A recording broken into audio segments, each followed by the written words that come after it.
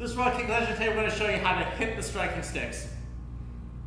So Roy and I have been working on a series of drills as well as a series of videos applying the FMA stick work into your boxing so that you can get an unorthodox use of equipment training where the feeder or the holder is getting to do one art while the boxer is doing a separate art. If you go back and watch our evasion and defense drills, that's really going to highlight that. This time around, we're going to take two sticks together and work on hitting. Okay, so the central thing with this, we've got two different colored sticks. If you have only two rattan sticks and the same color, same pattern, that's fine. We have the benefit of having soft padded sticks that are two separate colors. We're going to utilize that. The objective here is for him to hit along the seam. That's why it's nice to have the two different colors. There's a clear differentiation of where they actually come together as opposed to it all just blending together. So he's going to hit along this line, and we're going to have a few different options. First one, straight up and down, is going to be vertical center line punching. So the Wing Chun or JKD community is going to have an opportunity to do something like straight blast. You can modify that for whatever your training looks like. But straight up and down, center line. Horizontal, facing forward, is going to be crisscross punching. Horizontal with the seam up and down is going to be uppercut or overhand or a combination thereof, depending on how high or low this is. And if we go back to vertical and instead of the seam facing forward, it's facing to the side, then this implies our hook line. I like doing this without the gloves to increase the difficulty of the accuracy. If you have rattan and you don't feel like doing knuckle conditioning, put on some MMA gloves or the smallest thing that you can do safely. Rope, if you want to feel super tight. Yeah, if this is difficult for you or for your students, go ahead and just put on boxing gloves and it should be a snap. It just gives you that much bigger surface area for actually hitting the stick. So for right now, we're going to start like this. Again, side by side, vertical, parallel, seam facing forward, and he's going to practice the straight blast down the middle. The reason for the straight blast here is that once we turn this, now it opens this line up more, so he opens his body up more and practices crisscross punching. So yes, in theory, you could make this crisscross punching, but to add more diversity to the amount of tools we're going to work here, we'll keep this as center line punches. Then we turn here and he crisscrosses. Center line, crisscross. Okay, now when we turn this shape so that instead of pointing at him, it points to the side, he goes from straight blast to hooking around the side. Straight blast, hook, blast, crisscross, hook, back to the crisscross.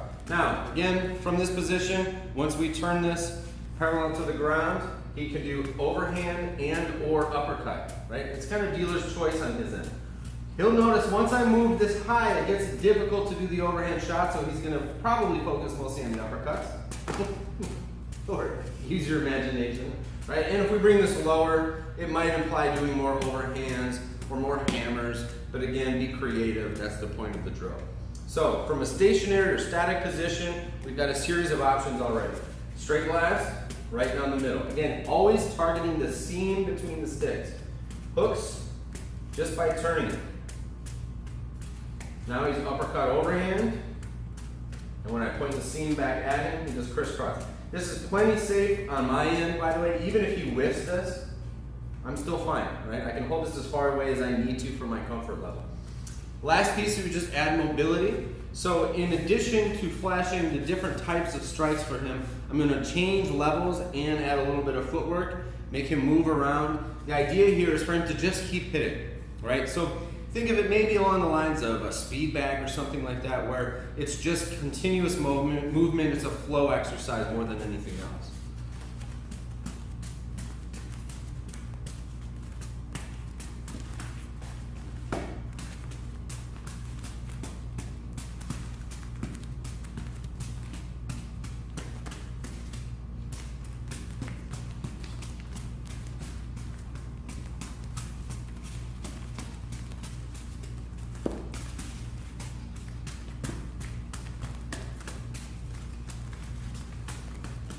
Good, time.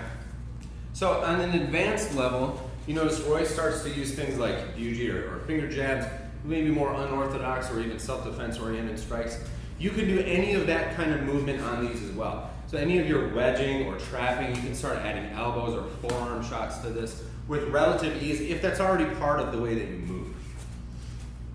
What I like about the striking sticks for this more advanced motion is, unlike the focus mitts, where if he has a slight movement of the pad, there's enough mass on that pad to sometimes jam my fingers, because he's holding it much more stationary and there's not a lot of inertia or mass on this. If I slightly get this wrong, I feel like it's a little safer on me than with the focus mitt. So I like taking advantage of this format for these kinds of more different strikes. Yeah.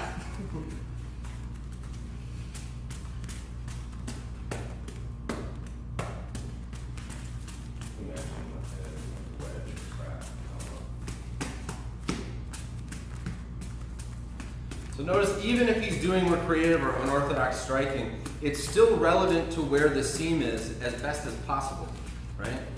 So if he's doing that here and he's trying to feed in exactly that kind of striking or elbows or something like that, it should be based upon the fact that this is pointed at him.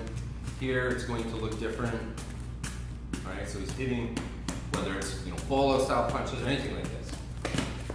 Nice. Yeah, it's nice. Can I try? Yeah, sure. It's fun. I haven't actually done It does look fun. Yeah, so hit it.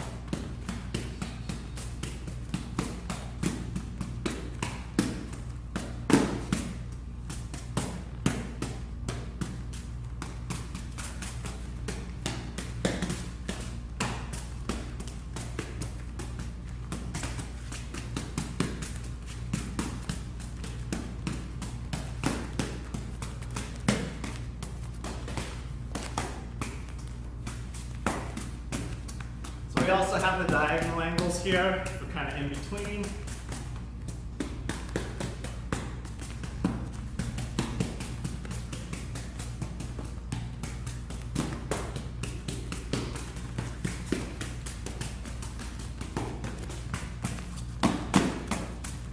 And I don't have to worry too much about the advanced kind of hold that I would have to do with a lot of Kurt's more creative striking, right? Unlike the focus mitts where I would have to give correct energy, he's able to freestyle a lot more easily.